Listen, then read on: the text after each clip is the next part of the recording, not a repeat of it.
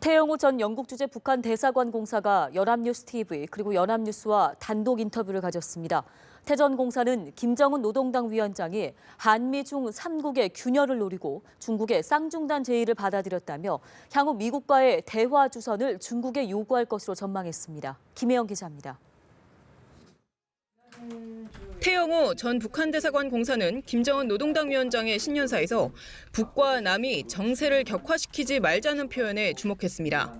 정세 격화의 책임을 미국과 한국에 돌려왔던 북한이 최고 영도자의 육성을 통해 처음으로 자신들의 책임을 인정했다는 겁니다.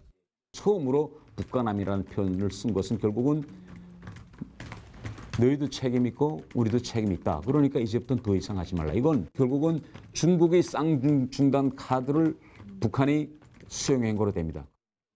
태 전 공사는 김정은이 미국이 반대하는 중국의 쌍중단 제의를 전격적으로 수용한 것으로 판단했습니다.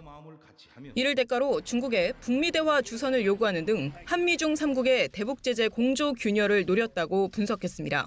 북한은 중국에다 대고 결국은 우리가 너네 쌍중단 카드를 받아들이지 않았느냐. 그러니까 너희가 우리 요구를 받아가지고 미국에 이 문제를 우리가 해결할 수 있게 대화를 주선해라. 이런 식으로 이제 결국은 중미 한국 이 3대 축을 각의한 론과 방법으로 이제 흔들어 놓자. 태 전 공사는 김정은이 직접 평창 동계올림픽 참가 카드를 꺼낸 건 전략적 목적 실현의 집착이 그만큼 강하다는 방증으로 봤습니다. 다만 남북 간 교류가 대북 제재 이완으로 직결된다고 보는 건 억측이라며 정부가 올림픽을 적극 활용해야 한다고 제언했습니다.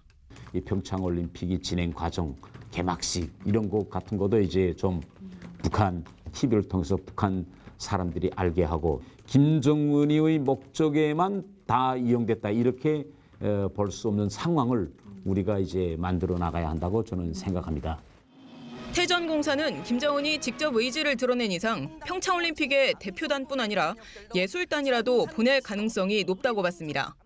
대표단을 누가 이끌지에 대해선 예단할 수 없다면서도 김여정 당 부부장의 파견은 큰 도박과 같은 것이라며 가능성을 낮게 봤습니다. 연합뉴스 TV 김혜영입니다.